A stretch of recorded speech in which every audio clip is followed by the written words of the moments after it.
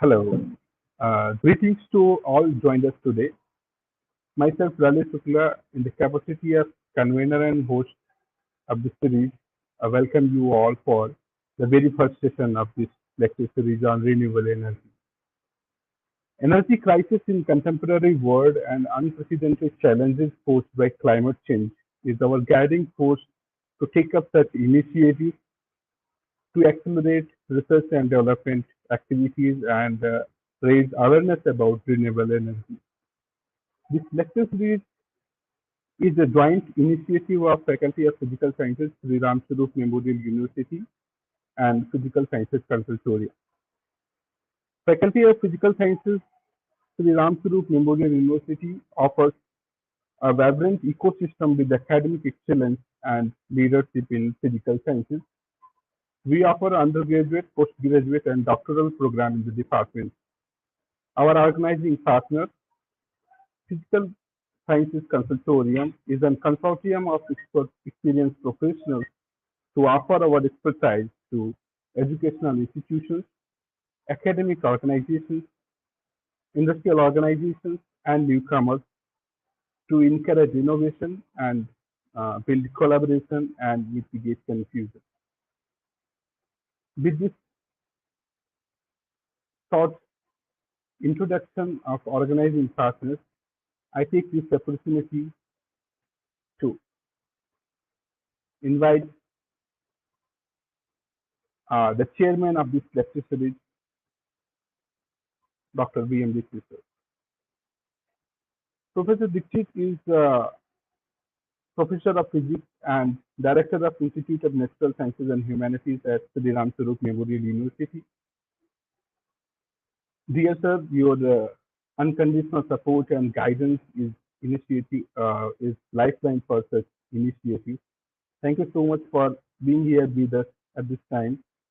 I request you for a welcome address for this gathering. So over to you, sir.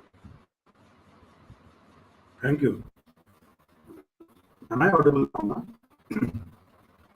Thank you, Sir, I Lalit. can hear you, but Yeah. Is it? so it is very Am I very audible? low voice I can hear. Okay. So now it is audible. Yes, sir, it is Now better. is it? Now it is Yes, sir, better, it is na? better. Okay. Yes, sir, yes, sir. So at the very onset, I I welcome our very important and valued speaker, Dr. Anubhav Raghav, who has who has agreed on delivering a very important lecture on this very pertinent and relevant topic. As Lalit has said that this renewable energy discussion has been initiated for so long, but for last I say a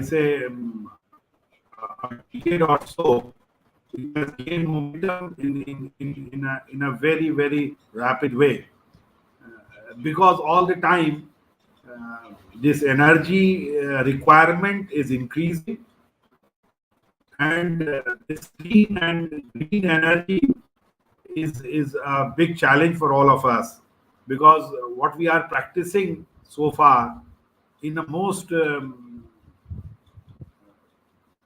abundant way is energy sources which are not that clean in terms of its usage and its impact on our environment. So yes, this is really very topical that we should start discussing on these issues of alternative source of energy. And for this, I congratulate you for bringing this lecture series, as we are in a habit of doing this for quite long. We have already gone 2 to 3 series already on different topics. We have done solar system, then we have done material science, And this time we are coming up with this renewable energy. So, Physical Science Consultorium and this Faculty of Physical Sciences of Ramswroop University is bringing very relevant topics into the discussion, and uh, with this technology intervention, ICT interventions, we can take the advantage of calling people from across the globe and listen to them, get an exposure to our students also, because ultimately it is the student who is going to play a very vital role in all these developments. So I again welcome Dr.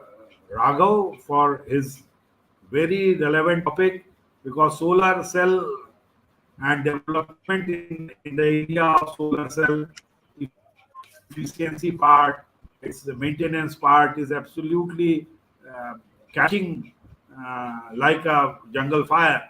Uh, Probably India has started working on this in a very progressive and in a very, what you can say, aggressive way of adopting this solar energy and harnessing its beautiful effect.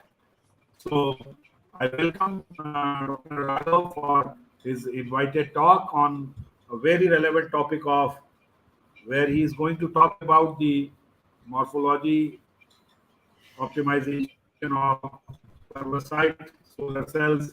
This is a very specific type of solar cells which has got certain very specific characteristics and properties.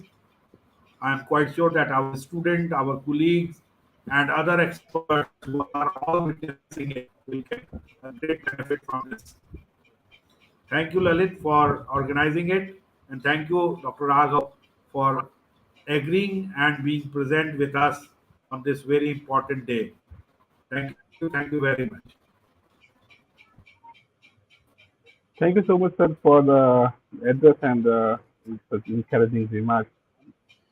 So, with that, we are proceeding further. So, it is a great pleasure for me to introduce our invited speaker, Dr. Anubhav Raghav, for this session. Dr. Hello. Anubhav Raghav is currently working as assistant professor at Department of Applied Sciences at the NorthCap University in Gurugram. Dr. Raghav has completed his master's degree in physics from Aligarh Muslim University in 2012. Then he joined prestigious IIT Roorkee for his doctoral work. After submitting his doctoral thesis, he worked at the National Physical Laboratory, New Delhi, as a postdoctoral researcher. He has published several articles in reputed international journals and presented his research work in various national and international forums. Area of his research interests are perovskite and solar cell, organic solar cell, and dye-sensitized solar cell. And this is his area of expertise, and I, and we will be talking about the morphology optimization of perovskite solar cell. To facilitate an interaction with our speaker and participants, we have a dedicated question and answer session in the end of this lecture. So I request all the participants to put their questions in the comment section, and I will take some questions based on available time for discussion in the question answer session. With that formal introduction and announcement, I take the opportunity to invite our speaker, Dr. Anubhav Raghav, to present his work at this forum. So, Dr. Raghav, thank you so much for taking precious time from your busy schedule for us and being here with us at this time. So, first of all, we are sincerely grateful this for this, and now I take opportunity to invite you for your presentation. Okay, so am I audible now? Yes, sir, I can hear you. So first of all, let me thank you, Lalit Shukla and SRMU University Physical Science Consortium for this wonderful opportunity where I can express my views on solar energy. So now I am going to start my presentation. So if you find any kind of difficulty during the presentation, you can ask your questions in the chat box given right in front of your screen. Okay. So I hope my screen is shared. Yes, yes, your screen is there. You can put your presentation. Okay. Yeah, So please confirm whether my screen is shared. your screen is there. Your presentation is visible on the screen. Okay.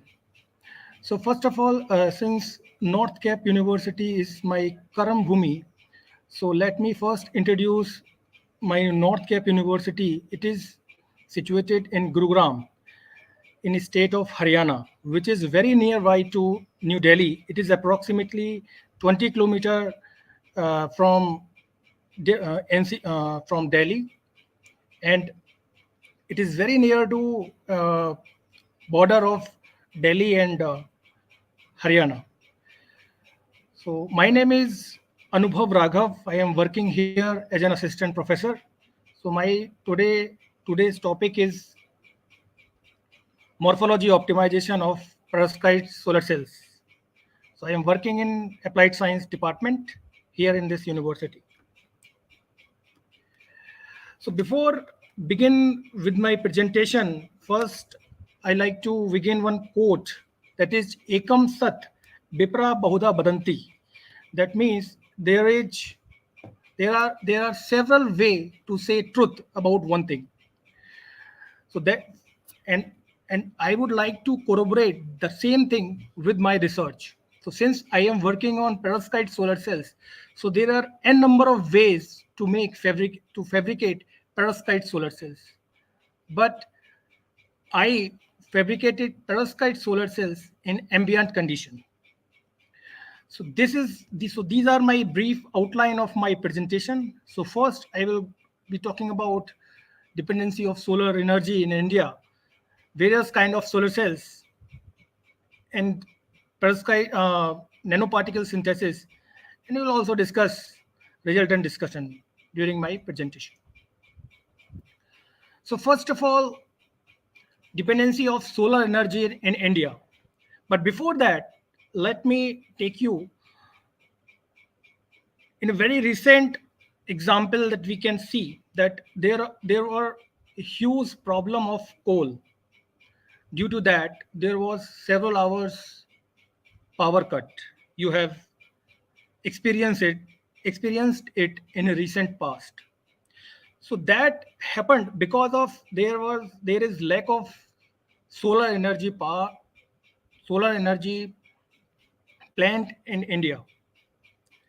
So there are a lot of room to work for solar energy, especially solar cells. So this is the chart where we can see that coal is approximately winning nowadays. I mean, which is having higher impact as compared to renewable energy, which is approximately 36%, followed by nuclear energy, diesel, and other gaseous energies. And out of this renewable energy, we have small hydro, biopower, solar power, wind power, and large hydropower. So recently, this small hydropower and large hydropower are merged together. So that is why this renewable energy share is increased. But the solar park or solar energy, we can say, that is still we are lacking behind. Solar energy, total solar capacity nowadays is less than 10,000 megawatt.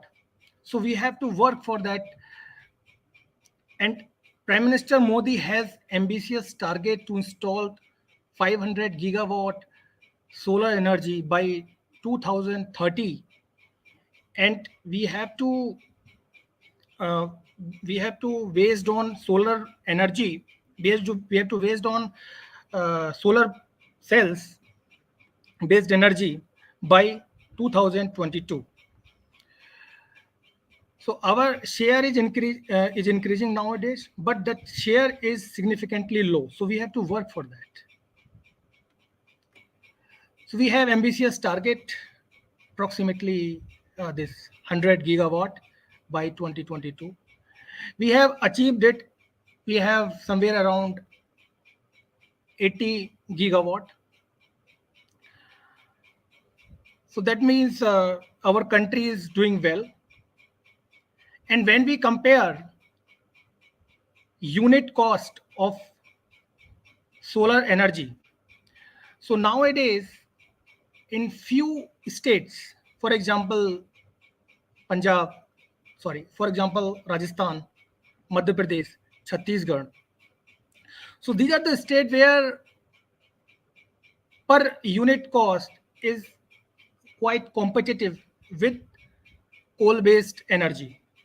So that means we have to work more for solar energy, and definitely we will we will be, we will phase out coal-based energy in very recent. I mean, we will try to phase out that thing. So as there are various kind of solar cells, so solar cells, they are categorized in various kind of generations. For example, first generation solar cells, second generation solar cells, third generation solar cells. So first generation solar cells, which is popularly known as monocrystalline silicon solar cells, polycrystalline silicon solar cells, multi-junction solar cells. Their efficiency number is quite high, but when we compare it for mass deployment in our India, so definitely cost is very high. And more specifically, processing cost is very high. So for that, we can work for other generations of solar cells. For example, thin film solar cells that can be competitive, and other solar cells, for example, DSSC, quantum dot sensitized solar cells, organic photovoltaics, polymer hybrid solar cells, and this perovskite solar cells. So this is the area that people are really looking for to get efficiency number. So this efficiency number, which is approximately 24%, I mean, in very recent, in recent past, I have gone through one paper that uh, efficiency number has been increased over 25%. So there is lot of room to work for perovskite solar cells. So here also, this is NREL. This is the data from NREL website. Here we can see that perovskite solar cells is gaining efficiency number somewhere around 25%, as I've told you earlier. But and it is very competitive. It is very near to it is very near to silicon solar cells. And here also from this graph, we can see that this efficiency number had jumped from 12% to 25% in very short span of time. From 2014 to 2021, we have seen that there is a lot of efficiency number that we have gained nowadays. Apart from that perovskite solar cells, people are also working for perovskite silicon based solar cells, that is called tandem solar cells. That solar cells came into the picture around 2017. Efficiency is quite high as compared to perovskite, but that is the mixture of perovskites and silicon tandem.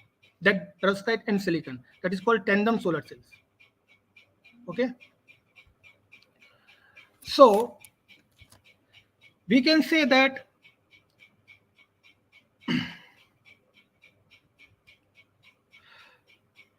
just let me say one more point here,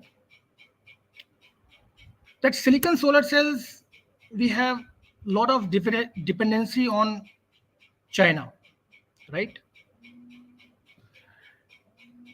We have a lot of dependency on China, that everybody knows that solar panel, they actually uh, imported from China,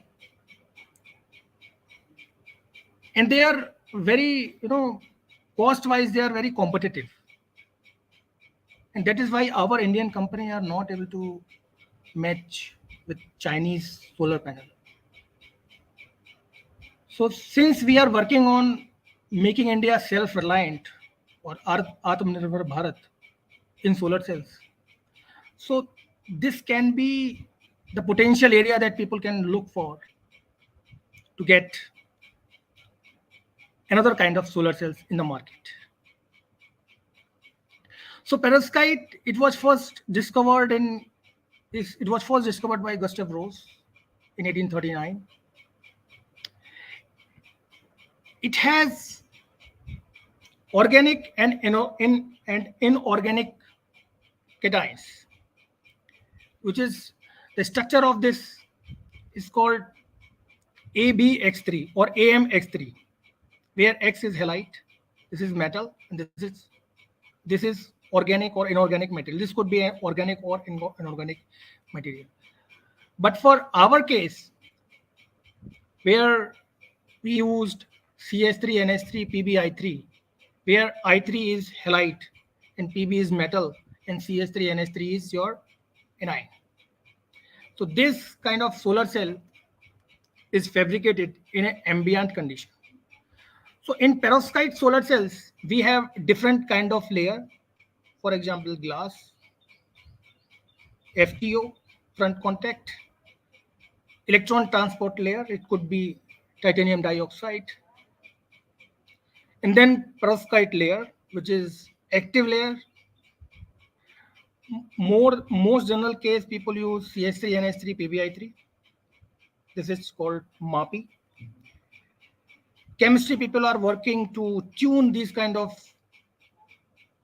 chemistry stoichiometry to get better efficiency number. And then whole transport layer, and then back contact. Generally, we use gold as a back contact. So this is the device structure for perovskite solar cells. We have another kind of third generation solar cells, is called bulk heterojunction solar cells. So here we use basically metal contact and glass contact would be the same here, but we use P.PSS as a P-type layer, and then we have this active layer. Here we used perovskite solar cells. Sorry, here we used perovskite material, perovskite absorber. Here we use organic polymer. So the problem for organic polymer that I will discuss in due course of time, that there was a lot of problem with polymer or organic based solar cells. So I also worked on this kind of solar cells where I can tune the morphology of organic polymer based solar cells.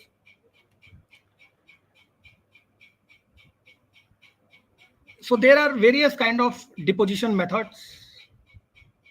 For example, single step method, sequential deposition, two-step method, co-evaporation method, sequential deposition method. So we went one step ahead and we used dual solvent elimination method. In this dual solvent elimination method, we used MAPI as a precursor. So we spin casted that solution onto our substrate, and we directly take that sample and dipped into diethyl ether bath without any annealing. Generally, in these kind of deposition methods, we use temperature. So for if we use temperature, so then definitely for flexible substrate or to avoid defects in our films, so we cannot use temperature. So for better control, we used here diethyl ether bath, and then film directly dipped into that particular solution, and we take out that film. We take out that film. That film appears to be black. So the experimental verification was done by UV visible spectroscopy.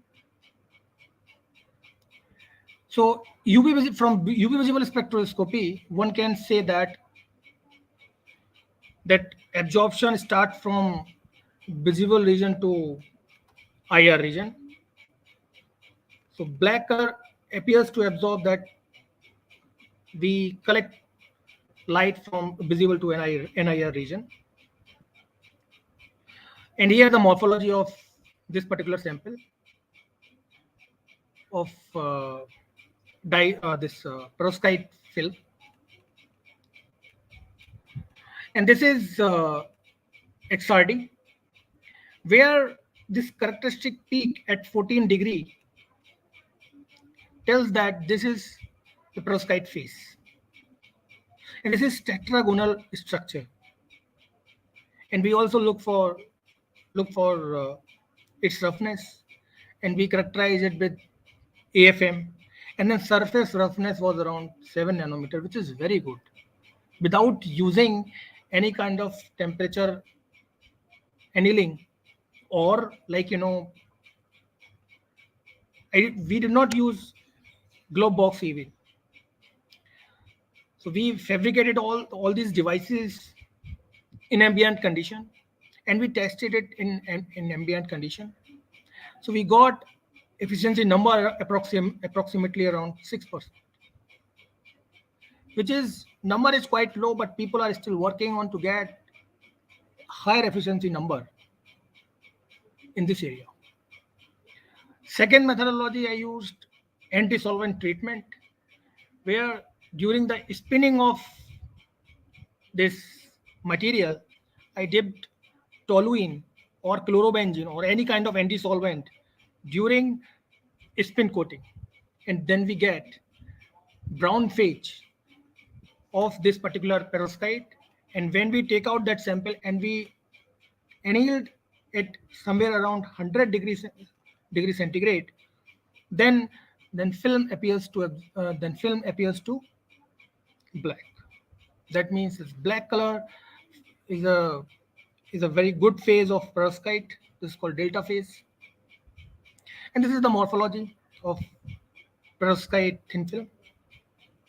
We characterize it with scanning electron microscopy. So we see that its grains are quite connected. So charge carrier can easily separate when it absorbed. When a photon absorbed in an active layer, then charge carrier can easily separate towards their electrodes. This is again XRD was done in order to check whether perovskite phase has occurred or not. We came to know that at 14 degree again, this was tetragonal structure. So that means whatever methodology we are following is quite correct. Here also we can see that absorption is using this absorption spectra, that without anti-solvent treatment or with anti-solvent treatment, absorption is quite high.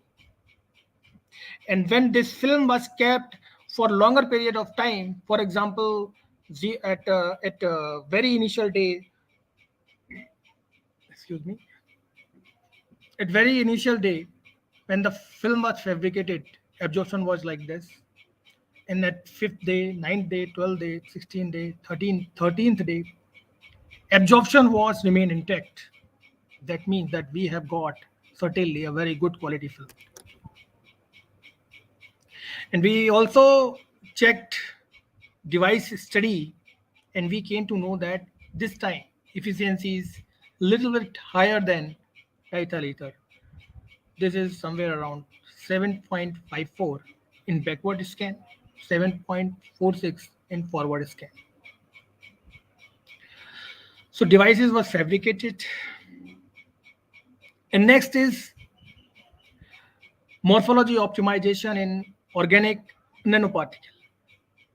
Here we see that generally when we take polymers, so it is very difficult to control morphology at large scale.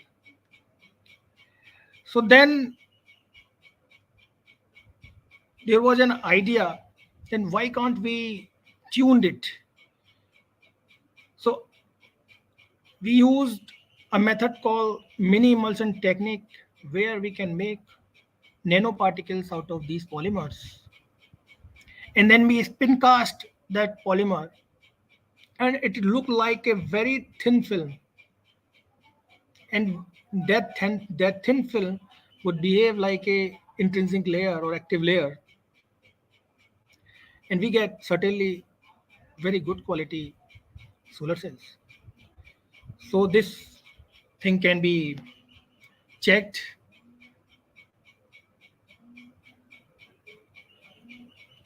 This thing was checked. So here we see that power conversion efficiency basically depends upon morphology, light absorption, charge carrier dissociation, charge carrier migration, and all those things. So since if morphology is good, then charge can easily dissociate and it can easily migrate towards their respected electrodes.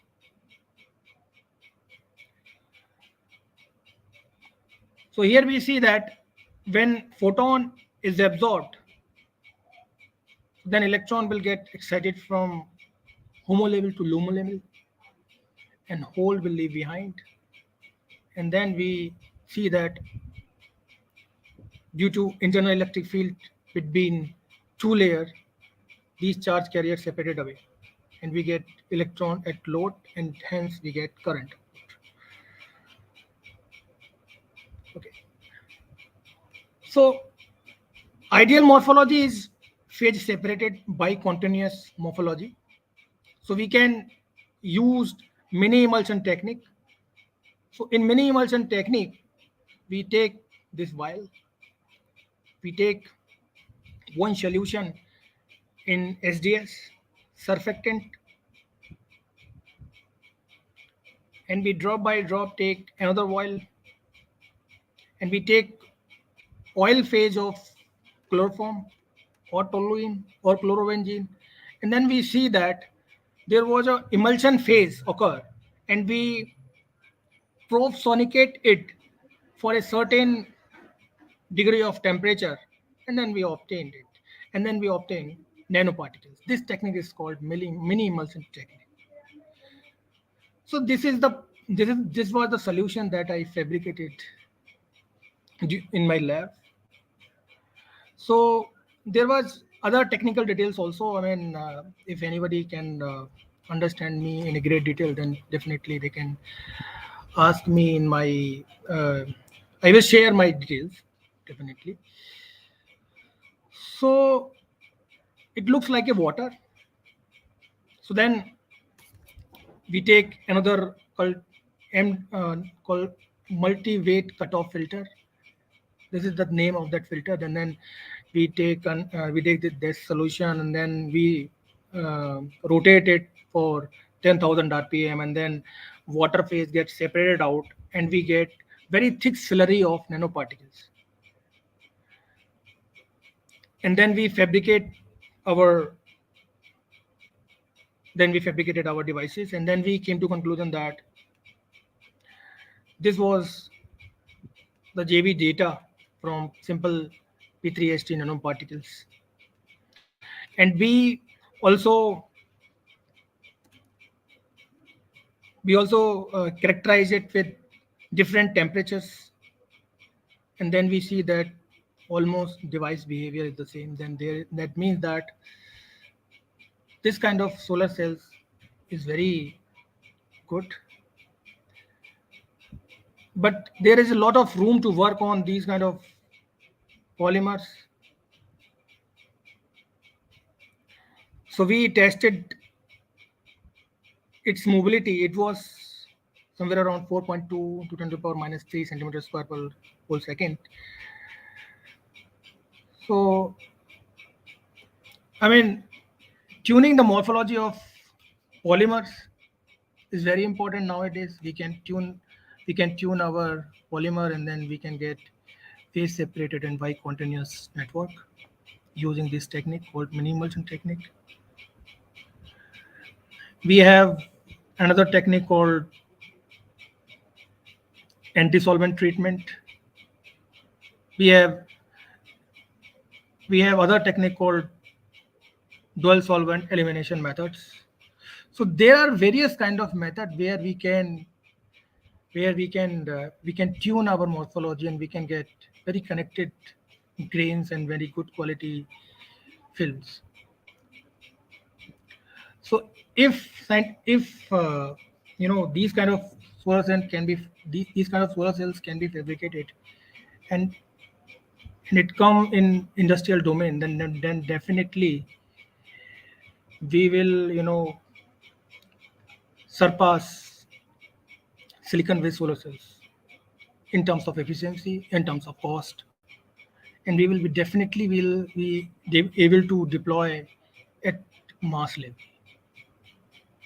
So that's why I urge you all, my faculty fraternity, and my students, to work on this area so that solar energy can flourish, and we will be. And second thing is, most important thing is, this is also our sustainable development goal, to get clean energy. Okay, so with this, just I'd like to conclude my presentation. So if you have any kind of questions, so I will welcome your questions. Thank you so much.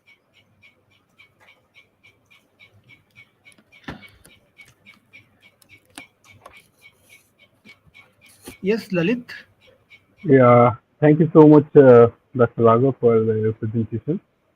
And it is really nice to see the whole laboratory process, how you developed this and worked on this on this morphology point of view to increase efficiency, I think. And this is now the floor is open for question and answer session, and we can take questions on that. Our Dean, Dr. Aditi sir, is live with us here, so I'm adding him on the screen. I think he has been working on this domain for some time, so maybe some of his comments will be relevant to more talk as it's not area of expertise. Yes, sir, you are live here. Just talk any question from audience. You can write in the comment section. Ajit sir, can you hear me?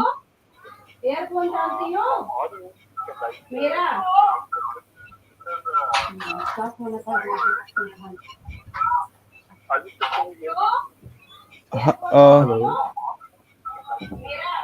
Ajit sir, can you hear me? Am I audible? Yes, sir. Yeah, Dr. Singh, I am able to hear you.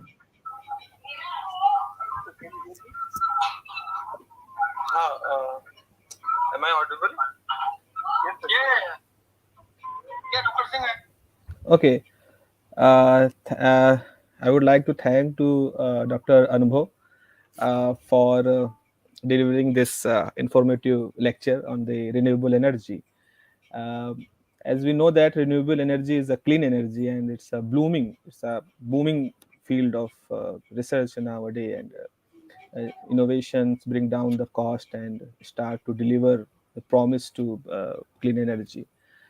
So renewable energy is nowadays displacing the dirty fossil fuel energy, and I think the discussion was over perovskite family of material that have shown the potential for high performance and low cost production solar cell.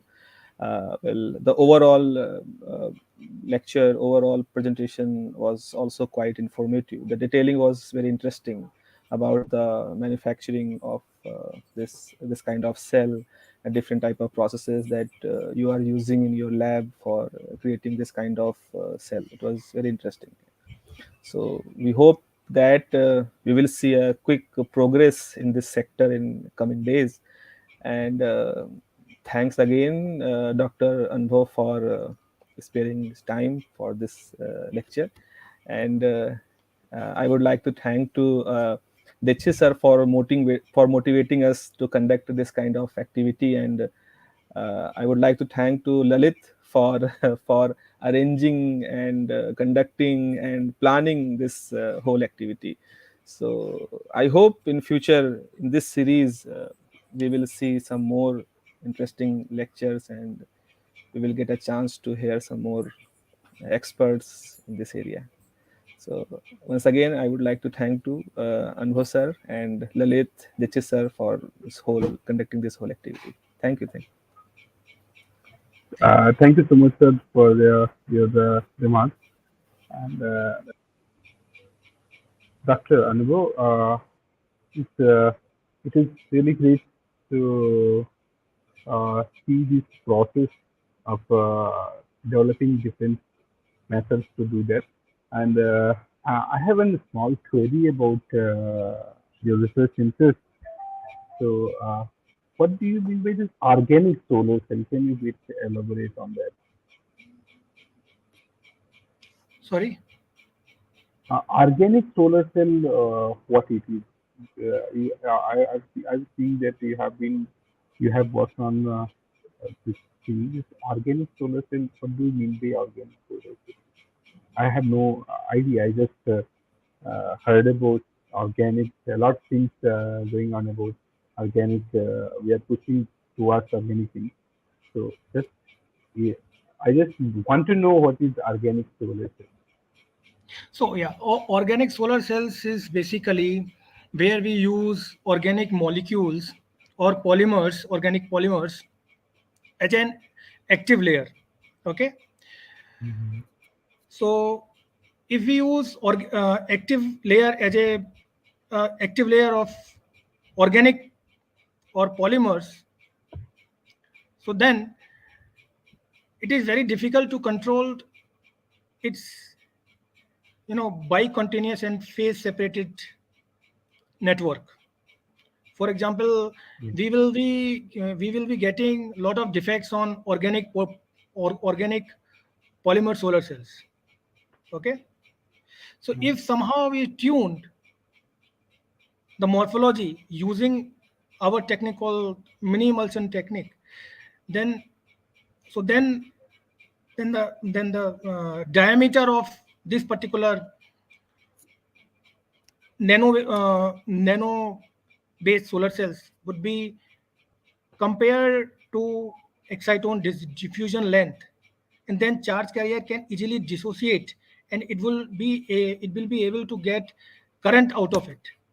If we use nanoparticles or we fabricate somehow using any other technique called mini emulsion or reproduction reprecipitation. So that is the thing. If only organic solar cells we use, for example, polymer based solar cells, then this kind of problem may occur. For example, defects may occur. So active, we have to change the active layer. Means Okay. electrode would be the same. For example, N-type material and P-type material would be the same, but just we have to replace organic layer or polymer layer, right? It could be Right. P3ST, P3ST, PCBM called polymer based solar cells. So that is the way. Thank you so much for this elaborated answer. I have one more query from student side that yeah, the students who are doing undergraduate or PhD degree in physics and they want to contribute on this crisis, energy crisis we see in the future and the challenge posed by climate change and all. So renewable energy is the need of hour, as you told in your discussion also. How these young people, how they can contribute in this part, or what are the facilities or what are the institutions or industries where these people can look forward to have an uh, work or culture, working culture, or the facilities where they can really contribute. Means these young people have a lot of potential. So, do you have uh, do you like to recommend some of the facilities and industries in India where they can look forward after their degree in like undergraduate or postgraduate degree? These are the people who are the main intended audience of this series. Hmm. Yeah, I understand. Yeah. So, so in order to skill up our students, so first they have to, so first they have to register for master's degree, right? So so after masters they will register for PhD. So there are various PhD programs in our institute. For example, in our NorthCap University, then they can definitely register for PhD in our institutes. And we have another institute called BM Munjal University. Their people are really working hard. And in our department, we have four faculty who are working on perovskite solar cells. So very elaborate work is going on in Amazing. our institute. And we have another institute called IIT Bombay, right? IIT Kanpur, and IIC Bangalore, right? So where these kind of research work is going on, right? So when we really look for industry, so yes, we have uh, silicon based solar cells industry, but definitely during our during PhD program, they can be entrepreneur to get perovskite based solar cells or organic based solar cells. So student fraternity has to little bit go one step ahead. So where, like entrepreneurship skill can be generated, and we get different kind of solar cells using perovskite material or organic materials to set up industry at a very large scale. So currently, when we say industry part in perovskite, so definitely yes, we don't have industry nowadays, especially in India. But there is lot of room. I mean, student can take initiative. Government is ready to give funds for them. But for that, they have to skill up using their degree. For example, they have to register for PhDs program. They have to do masters, right? So, Yeah. so this is the advice from my side to our young undergraduate students. Yeah.